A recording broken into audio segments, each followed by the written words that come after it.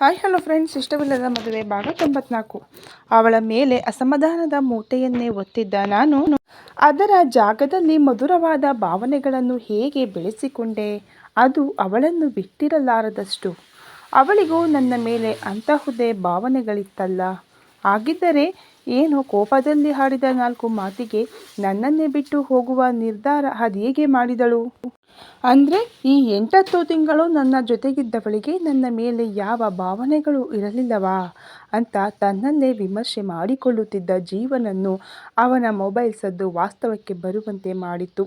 ಬಂದಿರುವ ಮೆಸೇಜ್ ನೋಡಿ ತಕ್ಷಣ ಗೆಳೆಯ ಮನು ನೆನಪಾಗಿ ಆಚೀಚೆ ನೋಡಿ ಅಲ್ಲಿ ಅವನು ಇಲ್ಲದೆ ಇರುವುದನ್ನು ಗಮನಿಸಿ ಕೋಣೆಯೊಳಗಡೆ ಹೋಗಿ ಸೋಫಾದಲ್ಲಿ ಕುಳಿತವನ ಪಕ್ಕದಲ್ಲೇ ಕುಳಿತು, ಈಗ ನನ್ನ ವಿಷಯ ಬಿಡು, ನಿನ್ನ ಬಗ್ಗೆ ಹೇಳು. ನೀನು ಬಿಸ್ನೆಸ್ ಟ್ರಿಪ್ ಅಂತ ಮೈಸೂರಲ್ಲೇ ವರುಣ್ ಫ್ಲಾಟಲ್ಲಿ 1 ವಾರ ಇದ್ದೀಯಂತೆ. ನಿನಗೆ ಅಡುಗೆ ಮಾಡಿ ಹಾಕೋಕೆ ಜಾನು ಕೂಡ ಬಂದಿದ್ದರಂತೆ. ಏನು ವಿಷಯ ಮಗ? ನಿನ್ನ ಮೊಗದಲ್ಲಿರೋ ಕಳೆ ನೋಡ್ತಿದ್ರೆ ಸ್ವಾಮಿ ಕಾರ್ಯ ಸ್ವಕಾರ್ಯ ಎರಡೂ ಮುಗಿಸ್ಕೊಂಡು ಬಂದಿರೋ ಹಾಗಿದೆ ಎಂದವನನ್ನು ಕೆಕ್ಕರಿಸಿ ನೋಡಿ, ಪಾಪಿ, ನನ್ನ ಕೋಪನ ಅದೇ ಕಡಿಮೆ ಮಾಡಬೇಕು ಅನ್ನೋದು ಚೆನ್ನಾಗಿ ಕಲ್ತಿದ್ದೀಯ ಈಡಿಯಟ್. ಸ್ವಾಮಿನೂ ಇಲ್ಲ, ಸ್ವಕಾರ್ಯನೂ ಇಲ್ಲ. ಅಲ್ಲ, ನಿನ್ನ ದೇವರು ಕೊಟ್ಟ ತಂಗಿ ಆಗಲೇ ನಿನಗೆ ವಿಡಿಯೋ ಕಾಲ್ ಮಾಡಿ ನನ್ನೆಲ್ಲ ಮಾನ ಮರ್ಯಾದೆ ಹರಾಜು ಹಾಕಿದ್ದಾಳೆ. ಪುನಃ ಅದನ್ನು ನನ್ನ ಬಾಯಾರೆ ಕೇಳಿ ಖುಷಿ ಪಡಬೇಕಾ? ನಾನು ಬಿಸ್ನೆಸ್ ಮೀಟಿಂಗ್ ಅಂತಾನೆ ಹೋಗಿದ್ದು. ಆ ಜಾನೂನೇ ಕೋತಿಮರಿ ಹಾಗೆ ಏನೋ ಕೇಸ್ ಸ್ಟಡಿ ಅಂತ ನನ್ನ ಹಿಂದೆ ಹಾರ್ಕೊಂಡು ಬಂದಿದ್ದು. ಬರೋಕೆ ಬಂದು ನನ್ನ ಜೊತೆ 1 ವಾರ ಸುಮ್ಮನೆ ಇರಬೇಕಿತ್ತು ತಾನೆ. ಆದರೆ ನಾವಿಬ್ಬರು ಜೊತೆಯಾಗಿರುವಾಗಲೇ ನಿನಗೆ ವಿಡಿಯೋ ಕಾಲ್ ಮಾಡಿದ್ದಾಳೆ ಅಂದರೆ ನೀನು ಅಂದ್ಕೊಂಡ ಹಾಗೆ ಯಾವ ಹನಿಮೂನ್ ಆಗಿಲ್ಲ. ಜಯಕರ್ ಅಂಕಲ್ ನನ್ನ ಮೇಲೆ ಇಟ್ಟಿರೋ ನಂಬಿಕೆಯನ್ನು ಉಳಿಸ್ಕೋಬೇಕಾಗಿತ್ತು. ಸೊ ಬಲವಂತವಾಗಿ ನನ್ನ ಪಂಚೇಂದ್ರಿಯಗಳನ್ನು ಕಂಟ್ರೋಲ್ ಮಾಡಿಕೊಂಡು ಇದ್ದೆ.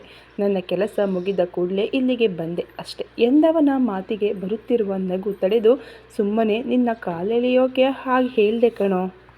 ನೀನು ಏನು ಅಂತ ನನಗೆ ಗೊತ್ತಿಲ್ವಾ? ಆದರೂ 2 ಮನೆಯಲ್ಲೂ ನಿಮ್ಮ ಪ್ರೀತಿ ವಿಷಯ ಗೊತ್ತಾಗಿ ಮದುವೆಗೆ ಗ್ರೀನ್ ಸಿಗ್ನಲ್ ಸಿಕ್ಕಿದೆ. ಸೊ ಆ ಜೋಶಲ್ಲಿ ಗೆಳೆಯ ಏನಾದರೂ ಹೆಚ್ಚು ಕಮ್ಮಿ ಮಾಡ್ಕೊಳ್ಳ ಅಂತ ಜಸ್ಟ್ ವಿಚಾರಿಸಿದ್ದು ಅಂತ ಕಷ್ಟೊಡೆದು ಕೇಳಿದ್ದವನತ್ತ ನೋಡಿ ನಕ್ಕ ಮನು, ದೀಪ್ಸ್, ಏನೋ ಕೇಳ್ತೀನಿ, ನಿಜ ಹೇಳ್ತೀಯಾ ಅಂದಾಗ ಹುಬ್ಬೇರಿಸಿ ಏನು ಎನ್ನುವಂತೆ ಕೇಳಿದವನಲ್ಲಿ ಅತ್ತಿಗೆಯನ್ನು ಮಿಸ್ ಮಾಡ್ಕೊಡ್ತಿಲ್ವಾ ನೀನು ಎಂದ ಕೂಡಲೇ ಕುಳಿತಲ್ಲಿಂದ ಎದ್ದ ಜೀವ ಕೈ ಹಿಡಿದ ಮನು, ಪ್ಲೀಸ್ ಕಣು, ಅದೆಷ್ಟು ಅಂತ ಓಡ್ತೀಯ? ಇಟ್ಸ್ ರಿಯಾಲಿಟಿ, ಸಾಕು. ಎಲ್ಲರೆದುರು ಚೆನ್ನಾಗಿದ್ದೀನಿ ಅಂತ ನಾಟಕ ಆಡಿ ಈ ಕೋಣೆಯೊಳಗಡೆ ನೀನೊಬ್ಬನೇ ಕೊರಗ್ತಾ ಇರೋದು.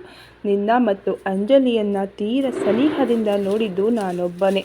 ನನಗೆ ಗೊತ್ತು, ಮೊದಲು ಜಗಳವಾಡಿಕೊಂಡಿದ್ದ ನೀವು ಆಮೇಲೆ ಹೇಗಿದ್ರಿ ಅಂತ. ಸೊ ಪ್ಲೀಸ್ ಈಗಲಾದರೂ ಓಪನ್ ಅಪ್ ಆಗೋ ಎಂದವನ ಕೈಯನ್ನು ತಳ್ಳಿ, ಅಂಜಲಿ ಮೇಲೆ ಪ್ರೀತಿ ಅನ್ನೋ ಫೀಲಿಂಗ್ ಶುರುವಾದ ದಿನದಿಂದ ಮೈ ಲೈಫ್ ಈಸ್ ಬ್ಯೂಟಿಫುಲ್. ಆ ದಿನಗಳೆಲ್ಲ ನೆನಪಿಸಿಕೊಂಡ್ರೆ ಬಿಡು, ಪುನಃ ಫೀಲಿಂಗ್ಸ್ ಜೊತೆ ಬಡಿದಾಡಿಕೊಂಡು ನನ್ನ ಮೂಡ್ ಖರಾಬ್ ಮಾಡ್ಕೊಳ್ಳೋಕೆ ನನಗಿಷ್ಟವಿಲ್ಲ. ನೀನು ಕೇಳಿದ್ದಕ್ಕೆ ಹೇಳೋದಾದರೆ ಈ ಕೋಣೆ ಅಷ್ಟೇ ಅಲ್ಲ, ಪ್ರತಿ ಕ್ಷಣ ಅವಳನ್ನು ಮಿಸ್ ಮಾಡ್ತಿದ್ದೀನಿ. ಹಾಗಂತ ಅವಳ ಬಳಿ ಓಡೋಗಿ ಅತ್ತು ಕರೆದು ನನ್ನದೇ ತಪ್ಪು ಅಂತ ಅವಳ ಕಾಲಿಗೆ ಬಿದ್ದು ಬಲವಂತವಾಗಿ ಅವಳನ್ನು ಇಲ್ಲಿಗೆ ಕರ್ಕೊಂಡು ಬರಲಾ? ನೋ, ನನಗೂ ಒಂದು ಸೆಲ್ಫ್ ರೆಸ್ಪೆಕ್ಟ್ ಅನ್ನೋದು ಇದೆಯಲ್ಲ. ತಪ್ಪು ಇಬ್ಬರಿಂದಲೂ ಆಗಿದೆ. ನನ್ನಿಂದ ಆದ ತಪ್ಪಿಗೆ ನಾನಾ ರೀತಿಯಲ್ಲಿ ಕ್ಷಮೆ ಕೇಳಿದೆ. ಅವಳು ನನ್ನ ಕ್ಷಮಿಸಲೂ ಇಲ್ಲ, ತಾನು ಕೂಡ ಮಾಡಿದ ತಪ್ಪಿಗೆ ಕ್ಷಮೆಯೂ ಕೇಳಲಿಲ್ಲ. ಹಾಗೆ ಹೋಗ್ಬಿಟ್ಟಳು ಅನ್ನುತ್ತಾ ಹೋಗಿ ಮಂಚದ ತುದಿಯಲ್ಲಿ ಮುಖ ಮುಚ್ಚಿ ಕುಳಿತವನ ಕಂಗಳು ತುಂಬಿದ್ದವು. ಕೊನೆಗೂ ತನ್ನ ಮನದ ಬೇಗೆಯನ್ನು ಕುಕ್ಕುತ್ತಿದ್ದ ಗೆಳೆಯನ ಮಾತಿಗೆ ಮನು ಕಿವಿಯಾದ ಬಿಟ್ಟರೆ ಅವನನ್ನು ಸಂತೈಸಲು ಹೋಗಲಿಲ್ಲ. ತಕ್ಷಣ ಕಣ್ಣಂಚು ಹೊರೆಸಿಕೊಂಡ ಜೀವ ಕುಳಿತಲ್ಲಿಂದ ಎದ್ದವನು ಪಕ್ಕದ ಗೋಡೆಯಲ್ಲಿರುವ ತನ್ನ ಮದುವೆಯ ಫೋಟೋದ ಎದುರು ಹೋಗಿ ನಿಂತು, ನಾನು ಮೊದಲೆಲ್ಲ ಆಂಟಿ ಆಂಟಿ ಅಂತ ಅವಳಿಗೆ ತೀರ ಅಸಹ್ಯವಾಗಿ ಕಾಮೆಂಟ್ಸ್ ಮಾಡ್ತಿದ್ದೆ, ಜಗಳವಾಡ್ತಿದ್ದೆ. ಆದರೆ ಈ ಸಲ ಅಂಥದ್ದು ಏನೂ ಆಗಿಲ್ಲ ಕಣೋ. ಕೋಪದಲ್ಲಿ ಅವಳ ಮೇಲೆ ಕೈ ಮಾಡಿದೆ. ಯಾಕಂದರೆ ಅವಳ ಚಿಕ್ಕ ನೆಗ್ಲಿಜಿಯನ್ಸಿಯಿಂದ ಪೂರ್ತಿ ಗಿರಿಧಾಮದ ಬಗ್ಗೆ ಕೆಟ್ಟ ಮಾತು ಕೇಳೋ ಹಾಗಾಯಿತು. ಆ ದಿನ ಅಂಜಲಿಯಿಂದಾಗಿ ಜಸ್ಟ್ 3 ಗಂಟೆಯಲ್ಲಿ ನಮ್ಮ ಗಿರಿಧಾಮ ರೇಟಿಂಗ್ 5 ಸ್ಟಾರಿಂದ 2 ಸ್ಟಾರಿಗೆ ಬಂದಿತ್ತು. ಒಂದು ಕ್ಷಣ ಮಾಮ್ ಡ್ಯಾಡ್ ಕನಸು ನನ್ನಿಂದ ನೆಲ ಕಚ್ಚಿತ್ತಾ ಎನ್ನುವ ಭಯ. ಇನ್ನೊಂದು ಕಡೆ ಗಿರಿಧಾಮವನ್ನು ವಾಪಸ್ ಅದರ ಜಾಗಕ್ಕೆ ತರಲು ನನಗೆಷ್ಟು ಮೆಂಟಲ್ ಪ್ರೆಷರ್ ಜೊತೆ ಎಷ್ಟು ಜವಾಬ್ದಾರಿಗಳಿತ್ತು ಗೊತ್ತಾ. ಆದರೆ ಅಂಜಲಿ ಆ್ಯಸ್ ಎ ಗಿರಿಧಾಮ ಚೆಫ್ ಬಿಡು, ನನ್ನ ಹೆಂಡತಿಯಾಗಿ ಅಥವಾ ನಮ್ಮ ಮನೆ ಸೊಸೆಯಾಗಿ ನನಗೆ ಸಹಾಯ ಮಾಡಬೇಕಿತ್ತು ತಾನೆ. ಆದರೆ ಅವಳು ಮಾಡಿದ್ದೇನು? ಒಂದೆರಡು ದಿನದಲ್ಲಿ ಎಲ್ಲ ಸರಿ ಮಾಡಿದ ನಾನು ಅವಳ ವಿಷಯದಲ್ಲಿ ತುಂಬ ಕೋಪಗೊಂಡಿದ್ದೆ. ಅವಳು ಮಾಡಿದ ತಪ್ಪಿಗೆ ಕ್ಷಮೆ ಬಿಡು. ನಾನು ಅಷ್ಟೆಲ್ಲ ಒದ್ದಾಡ್ತಾ ಇದ್ರೂ ತನಗೇನು ಸಂಬಂಧ ಇಲ್ಲದ ಹಾಗೆ ಇರ್ತಿದ್ಲು. ಅವಳಾಗೆ ಮಾತಾಡಲಿ ಅಂತ ಸುಮ್ಮನಿದ್ರೆ ಮಾತು ಬಿಡು, ನನ್ನ ಮುಖ ಕೂಡ ನೋಡ್ತಾ ಇರಲಿಲ್ಲ. ಕೊನೆಗೆ ಸೋತು ನಾನೇ ಅವಳಲ್ಲಿ ಮಾತಾಡೋಣ ಅಂತ ಹೋದರೆ ಅದೆಷ್ಟು ವರ್ಸ್ಟಾಗಿ ಬಿಹೇವ್ ಮಾಡ್ತಿದ್ಲು ಗೊತ್ತಾ. ಅವಳ ವರ್ತನೆಯಿಂದ ತಿಳಿಯಿತು ಅವಳಿಗೆ ನಾನು ಗಿರಿಧಾಮ ನಮ್ಮ ಫ್ಯಾಮಿಲಿ ಏನೇನೂ ಅಲ್ಲ. ಅವಳಿಗೆ ಅವಳ ಕನಸು ಅಷ್ಟೇ ಮುಖ್ಯವಾಗಿತ್ತು. ಹೆಡ್ ಚೆಫ್, ಹೆಂಡತಿ, ಸೊಸೆ ಅನ್ನೋ ಬಹು ದೊಡ್ಡ ಜವಾಬ್ದಾರಿಯಿಂದ ತಪ್ಪಿಸಿಕೊಳ್ಳೋಕೆ ಹೇಳ್ದೆ ಕೇಳ್ದೆ ಆ ಲೋಫರ್ ಚರಣ್ ಬಳಿ ಹೋದ್ಲು. ನೀನು ಈಗಷ್ಟೇ ಹೇಳ್ದೆ ಅಲ್ವಾ ಚರಣ್ ಮತ್ತು ಅಂಜಲಿ ಗುಡ್ ಫ್ರೆಂಡ್ಸ್ ಅಂತ. ಬುಲ್ಶಿಟ್. ಆ ಲೋಫರ್ ಅಂಜಲಿಯನ್ನು ಕಾಲೇಜು ದಿನಗಳಿಂದಾನೇ ಪ್ರೀತಿಸ್ತಾ ಇದ್ದ. ಎಲ್ಲಿ ಪ್ರೀತಿ ಹೇಳ್ಕೊಂಡ್ರೆ ಒಳ್ಳೆ ಗೆಳತಿಯನ್ನ ಕಳ್ಕೋತೀನಿ ಅಂತ ಪ್ರೀತಿ ಮುಚ್ಚಿಟ್ಟು ಗೆಳೆತನದ ಮುಖವಾಡ ಹಾಕೊಂಡು ಇದ್ದಾನೆ. ಇದೆಲ್ಲ ನನಗೆ ಹೆಂಗೋ ಗೊತ್ತಾಯ್ತು ಬಿಡು. ಅವಳಿಗೆ ಮದುವೆ, ಅದರ ನಂತರದ ಜವಾಬ್ದಾರಿ ತಗೊಳ್ಳೋಕೆ ಇಷ್ಟ ಇರಲಿಲ್ಲ. ಅಂದಮೇಲೆ ಮದುವೆ ಆದ ಕೂಡಲೇ ನನ್ನಲ್ಲಿ ಹೇಳಬಹುದಿತ್ತು. ಆದರೆ ಮಳ್ಳಿಯಾಗೆ ನನ್ನ ತಲೆ ಕೆಡಿಸಿ ಅವಳ ಮೇಲೆ ಪ್ರೀತಿ ಹುಟ್ಟುವ ಹಾಗೆ ಮಾಡಿ ಈಗ ಪ್ರೀತಿಸಿದವಳ ಬಗ್ಗೆ ಕೆಟ್ಟದಾಗಿ ಹೇಳಬೇಕು ಅಂದರೆ ಬೇಸರ ಆಗುತ್ತೆ. ಇಟ್ಸ್ ಹರ್ಟ್ ಮನೋ. ಹಾಗಲ್ಲ ಕಣೋ ಡ್ಯಾಡ್, ಹಾಗೂ ಗಿರಿಧಾಮಕ್ಕೋಸ್ಕರ ಎಲ್ಲ ಸಹಿಸ್ಕೊಂಡು ಬದುಕ್ತಾ ಇದ್ದೀನಿ. ಇಲ್ಲಾಂದರೆ ಎಲ್ಲ ಬಿಟ್ಟು ಎಲ್ಲಾದರೂ ದೂರ ಹೋಗ್ಬಿಡ್ತಿದ್ದೆ ಎಂದವನ ಬಳಿ ಹೋದ ಮನು ಅವನನ್ನು ಸಮಾಧಾನಿಸಿ ತುಸು ಸಮಯದ ಬಳಿಕ, ಸೊ ಮುಂದೇನು ಲೈಫ್ ಲಾಂಗ್ ಹೀಗೆ ನೆಮ್ಮದಿ ಇಲ್ಲದೆ ಇರ್ತೀಯಾ? ಒಮ್ಮೆ ಅಂಜಲಿ ಜೊತೆ ಅಂದಾಗ ಅವಳ ನಿರ್ಧಾರ ಗೊತ್ತಿದ್ದ ಮೇಲೂ ಪುನಃ ಮಾತಾಡೋಕೆ ಏನಿದೆ? ನೀನು ಇನ್ನೊಮ್ಮೆ ಅವಳ ಪರವಾಗಿ ಮಾತಾಡೋಕೆ ಬಂದರೆ ಸಾಯಿಸಿ ಬಿಡ್ತೀನಿ ನಿನ್ನ. ಅಲ್ವೋ? ನಿನಗೇನು ಅನ್ನಿಸುತ್ತೆ? ನಾನು ಅವಳು ಇಲ್ಲಿಂದ ಹೋಗೋದನ್ನು ತಡೀಲಿಲ್ಲ ಅಂತಾನಾ? ಆಗಲೇ ಹೇಳ್ದೆ ತಾನೇ ಅವಳನ್ನು ಇಲ್ಲೇ ಉಳಿಸ್ಕೊಳ್ಳೋಕೆ ಅವಳ ಕಾಲಿಗೊಂದು ಬೀಳಿಲ್ಲ. ಮತ್ತೆಲ್ಲ ಪ್ರಯತ್ನ ಮಾಡಿದ್ದೀನಿ ಅಂತ ಅಸಮಾಧಾನದಲ್ಲಿ ಹೇಳಿದವನನ್ನೇ ದಿಟ್ಟಿಸುತ್ತಾ, ದಿಪ್ಸ್ ಇದೆಲ್ಲ ಕತೆ ಹೇಳೋ ಬದಲು ಆವತ್ತು ನಿಮ್ಮಿಬ್ಬರ ನಡುವೆ ಆಗಿದ್ದಾದರೂ ಏನು ಅಂತ ಹೇಳಬಹುದಲ್ಲ. ನೀನು ಅಷ್ಟೆಲ್ಲ ಬೆಗ್ ಮಾಡಿದ್ರೂ ಅವಳು ನಿನ್ನ ಬಿಟ್ಟು ಹೋಗಿದ್ದಾಳೆ ಅಂದರೆ ನೀನೇನು ಅನ್ನಬಾರದೆ ಅಂದಿರ್ತೀಯ. ನಿಜ ಹೇಳು. ಅಂತಹುದು ಏನು ಹೇಳ್ದೆ ಅಂದಾಗ ಇದೆಲ್ಲ ತನಗೆ ಕೇಳಿಸೇ ಇಲ್ಲವೆನ್ನುವಂತೆ. ಆಗ ಗಿರಿಧಾಮದಿಂದ ಕಾಲ್ ಬಂದಿತ್ತು. ಪಿಕ್ ಮಾಡೋಕೆ ಆಗಿಲ್ಲ. ಏನಂತ ಕೇಳ್ತೀನಿ ವೆಯ್ಟ್ ಅನ್ನುತ್ತಾ ಮೊಬೈಲ್ ಹಿಡಿದು ಪುನಃ ಬಾಲ್ಕನಿಯತ್ತ ನಡೆದವನನ್ನು ನೋಡಿ ಕಣ್ತೇಲಿಸುತ್ತಾ, ಹೋ ಗಾಡ್, ಯಾಕೆ ಇನ್ನು ಆ ವಿಷಯವನ್ನು ನನ್ನ ಜೊತೆ ಶೇರ್ ಮಾಡ್ತಿಲ್ಲ? ಮೇ ಬಿ ಅಂಜಲಿಗೆ ಏನು ಕೆಟ್ಟದಾಗಿ ಹೇಳಿರ್ತಾನೆ. ಸ್ಟುಪಿಡ್. ಯಾವುದಕ್ಕೂ ಊಟ ಆದಮೇಲೆ ಇನ್ನೊಮ್ಮೆ ವಿಚಾರಿಸ್ತೀನಿ ಎಂದು ಗುಣಗುತ್ತಾ ಮನು ಅಲ್ಲಿಂದ ಕೆಳಗಡೆ ನಡೆದನು. ಸ್ಕೂಟಿ ಬಂದ ಕೂಡಲೇ ಬಾಗಿಲು ತೆಗೆದು ಓಡಿ ಬಂದ ರೂಪ ದಿತ್ಯಾಳ ಹ್ಯಾಂಡ್ ಬ್ಯಾಗ್ ತೆಗೆದುಕೊಂಡು ಹೆಲ್ಮೆಟ್ ತೆಗೆಯುತ್ತಿದ್ದವಳನ್ನೇ ಗಮನಿಸುತ್ತಾ ನಿಂತರೆ ಅವಳನ್ನು ನೋಡಿ ನಗುತ್ತಾ, ನೀನು ಅಮ್ಮನ ಹಾಗೆ ಹೀಗೆ ಕಣ್ಣು ಬಿಟ್ಟು ನನ್ನ ಸ್ಕ್ಯಾನ್ ಮಾಡಿದ್ದು ಸಾಕು. ಹೆದರ್ಕೋಬೇಡ. ನಿನ್ನೆ ರಾತ್ರಿ ನಾವಿಬ್ಬರು ಮಾತನಾಡಿಕೊಂಡಂತೆ ಏನೂ ಆಗಿಲ್ಲ. ನನ್ನ ಪೋಸ್ಟಿಗೆ ತಕ್ಕಂತೆ ನನ್ನನ್ನು ವೆಲ್ಕಮ್ ಮಾಡಿ ಎಲ್ಲ ಡಿಪಾರ್ಟ್ಮೆಂಟ್ ಅವರನ್ನು ನನಗೆ ಪರಿಚಯಿಸಿ ನನ್ನ ಕ್ಯಾಬಿನ್ ತೋರಿಸಿದ್ರು. ಸ್ಟಾಫ್ ಎಲ್ಲ ತುಂಬ ಒಳ್ಳೆಯವರು. ರೂಪಾ, ಅದಕ್ಕೆ ಏನೋ ಗಿರಿಧಾಮ ಟಾಪ್ 3 ರೆಸಾರ್ಟಲ್ಲಿ ಒಂದಾಗಿರೋದು. ಇನ್ನು ಗಿರಿಧಾಮ ಬಗ್ಗೆ ಹೇಳಬೇಕು ಅಂದರೆ ಮೊದಲು ನನ್ನ ಮನೆಯೊಳಗಡೆ ಹೋಗೋಕ್ಕಾದ್ರೂ ಬಿಡು ಅಂತ ನಗುತ್ತಾ ಹೊಳ ಬಂದವಳು ಘಮ್ ಎಂದು ಮೂಗಿಗೆ ಬಡಿದ ಈರುಳ್ಳಿ ಬಜ್ಜಿಯ ಘಮವನ್ನು ಆಸ್ವಾದಿಸುತ್ತಾ, ರೂಪಾ ಬೇಗ ಬಿಸಿ ಬಿಸಿ ಟೀ ಮಾಡು. ಟೀ ಕುಡಿತಾ ಬಜ್ಜಿ ತಿನ್ನೋದು ಇದೆಯಲ್ಲ. ಬೇಗ ಟೀ ಮಾಡು ಎನ್ನುವಾಗಲೇ ಅವಳ ಮೊಬೈಲ್ ರಿಂಗಣಿಸಿತ್ತು. ಬ್ಯಾಗಲ್ಲಿದ್ದ ಮೊಬೈಲ್ ತೆಗೆದು ಪರದೆಯಲ್ಲಿನ ಹೆಸರು ನೋಡಿ ಇನ್ನೊಂದು ಕೈಯನ್ನು ಮುಷ್ಟಿ ಕಟ್ಟಿ, ಥೂ ಇವನೊಬ್ಬ ಬೇತಾಳ, ಅದು ಏನು ಹೇಳಿದ್ರು ಅದೆಷ್ಟು ಬೈದ್ರು ಮಾನ ಮರ್ಯಾದೆನೇ ಇಲ್ಲ ಇವನಿಗೆ ಅಂತ ಬೈದುಕೊಂಡು ಕರೆ ತುಂಡರಿಸಿದರೆ ಪುನಃ ಮೊಬೈಲ್ ರಿಂಗಣಿಸಿತ್ತು. 6 ಐ ವಿಲ್ ಕಿಲ್ ಯು ಅಂತ ದಿತ್ಯ ಕಿರುಚುತ್ತಾ ಮೊಬೈಲ್ ಸೋಫಾದಲ್ಲಿ ಎಸೆದರೆ ರೂಪ ನಗುತ್ತಲೇ ಅಡುಗೆ ಕೋಣೆಯತ್ತ ನಡೆದಳು. ಮುಖ ತೊಳೆದು ಬಂದ ದಿತ್ಯ ಸೋಫಾದಲ್ಲಿ ಕೂರುವ ಮೊದಲೇ ಮೊಬೈಲ್ ಸದ್ದು ಕೇಳಿ, ಪಾಪಿ ನನ್ನ ಮಗ, ನನಗೆ ಹುಚ್ಚು ಇಡಿಸಿಯೇ ಸಾಯ್ತಾನೆ ಅನ್ಸುತ್ತೆ ಅಂತ ಗೊಣಗುತ್ತಾ ಕರೆ ಸ್ವೀಕರಿಸಿದರೆ, ಹಾಯ್ ಡಾರ್ಲಿಂಗ್, ಗಿರಿಧಾಮದಲ್ಲಿ ಫಸ್ಟ್ ಡೇ ಹೇಗಿತ್ತು? ಹೇಗಿದೆ ಹೊಸ ಕೆಲಸ? ಗಿರಿಧಾಮ ಇಷ್ಟ ಆಯ್ತಾ? ಅಲ್ಲ, ಇದನ್ನೆಲ್ಲ ಕೇಳೋಕೆ ಆಗಿನಿಂದ ಕಾಲ್ ಮಾಡ್ತಿದ್ರೆ ನಿನಗೆ ಕಾಲ್ ಪಿಕ್ ಮಾಡೋಕೆ ಆಗಲ್ವ ಚಿನ್ನ ಅಂತ ರಾಗ ಎಳೆದ ಅರುಣ್ ಧ್ವನಿ ಕೇಳಿ, ಲೋ ಪಾಪಿ, ನಿನಗೆ ಮಾನ ಮರ್ಯಾದೆ ಇಲ್ವೇನೋ? ಅದೆಷ್ಟು ಬೈದ್ರು ಏನೇ ಹೇಳಿದ್ರು ಪುನಃ ಪುನಃ ನನ್ನ ಹಿಂದೆ ಬಂದು ಸಾಯ್ತೀಯಲ್ಲ, ಛೀ ಅಂತ ಮುಖ ಸಿಂಡರಿಸಿಕೊಂಡು ಹೇಳಿದರೆ, ಹಬ್ಬ, ಈಗ ನನ್ನ ಡೇ ಕಂಪ್ಲೀಟೆಡ್ ಅನಿಸುತ್ತೆ. ಈಗೀಗ ನಿನ್ನ ಒಂದಾದರೂ ಬೈಗುಳ ಕೇಳದೆ ನನ್ನ ದಿನ ಮುಗಿಯೋದೇ ಇಲ್ಲ. ಅದು ಬಿಡು, ಹೇಗಿದೆ ಗಿರಿಧಾಮ? ನಿನಗೆ ಜೀವ ಅಥವಾ ದೊಡ್ಡಪ್ಪ ಏನಾದರೂ ಹೇಳಿದ್ರಾ ಅಂತ ಕೇಳಿದವನ ಧ್ವನಿಯಲ್ಲಿದ್ದ ಕಾಳಜಿಗೆ ಅವಳ ಮನ ಕ್ಷಣ ಸೋತರೂ ತಲೆಕೊಡವಿ ಯಾರೂ ಏನೂ ಹೇಳಿಲ್ಲ. ಗಿರಿಧಾಮ ತುಂಬ ಇಷ್ಟವಾಯಿತು. ಲುಕ್ ಅರುಣ್, ಯಾಕೆ ಹೀಗೆ ನನಗೆ ಕಾಲ್ ಮಾಡಿ ಹಿಂಸೆ ಕೊಡ್ತಾ ಇದ್ದೀಯಾ? ಈಗಾಗಲೇ 1000 ಬಾರಿ ಹೇಳಿದ್ದೀನಿ, ನನಗೆ ಈ ಪ್ರೀತಿ ಪ್ರೇಮ ಅನ್ನೋದೆಲ್ಲ ಹಾಗೆ ಬರೋಲ್ಲ. ಅಲ್ಲದೆ ಮಾಮ್ ಡ್ಯಾಡ್ ಅವರ ಪಾಪದ ಕೊಡವನ್ನು ನನ್ನ ತಲೆಗೆ ಕಟ್ಟಿ ಹೋಗಿದ್ದಾರೆ. ಅದೆಷ್ಟು ಜನರ ಕಣ್ಣೀರ ಶಾಪ ನನ್ನ ಮೇಲಿದೆಯೋ ಗೊತ್ತಿಲ್ಲ. ಅದೆಲ್ಲ ನಾನೊಬ್ಬಳೇ ಅನುಭವಿಸಬೇಕು. ಅದರಲ್ಲಿ ಬೇರೆ ಯಾರನ್ನು ಪಾಲುದಾರರನ್ನಾಗಿ ಮಾಡೋಕೆ ನನಗಿಷ್ಟವಿಲ್ಲ.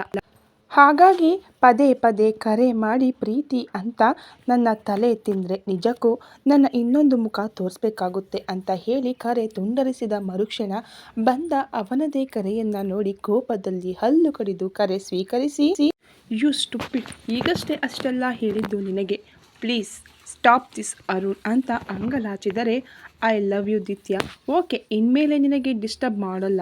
ಆದರೆ ಈ ಜೀವದಲ್ಲಿ ಉಸಿರು ಇರೋವರೆಗೂ ನಿನಗಾಗಿ ಬದುಕುತ್ತೇನೆ ಹೊರತು ಬೇರೆ ಯಾವ ಹುಡುಗಿ ಕೂಡ ನನ್ನ ಜೀವನಕ್ಕೆ ಬರೋಲ್ಲ ಎಂದವನ ಮಾತಿಗೆ ಇನ್ನಷ್ಟು ಕೋಪಗೊಂಡವಳು, ಥೂ ನಿನ್ನ, ಇದನ್ನೇ ಅದೆಷ್ಟು ಸಲ ಹೇಳ್ತೀಯ ನೋಡು, ಇದೇ ಲಾಸ್ಟ್. ಇನ್ನೊಮ್ಮೆ ನನಗೆ ಕಾಲ್ ಮಾಡಿದರೆ ನಿನ್ನಪ್ಪಂಗೆ ಡೈರೆಕ್ಟ್ ಕಾಲ್ ಮಾಡಿ ನಿನ್ನ ಹುಚ್ಚುತನದ ಬಗ್ಗೆ ಹೇಳ್ತೀನಿ ನೋಡು, ಹೀಡಿಯಟ್ ಅಂತ ಗದರಿ ಕರೆ ತುಂಡರಿಸಿದ ಕೂಡಲೇ ರೂಪಾ ಅಕ್ಕ ಬಿಸಿ ಬಿಸಿ ಟೀ ಎಂದು ಕೂಗಿದಾಗ ಮೊಬೈಲ್ ಎಸೆದು ಅತ್ತ ನಡೆದಳು.